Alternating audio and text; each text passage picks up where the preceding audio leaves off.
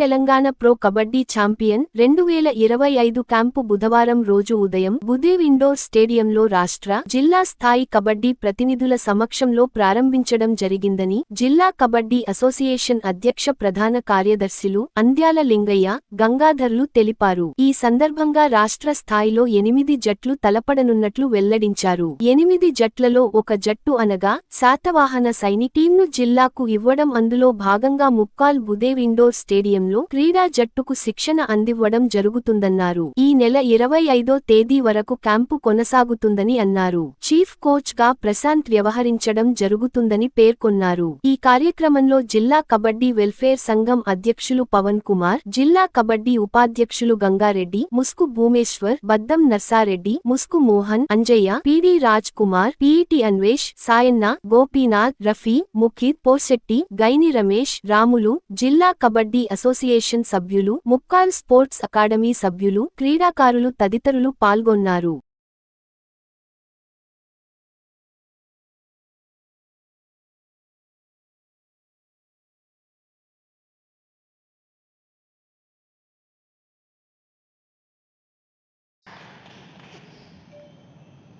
మరిన్ని అప్డేట్స్ కోసం మా ఛానల్ని సబ్స్క్రైబ్ చేయండి.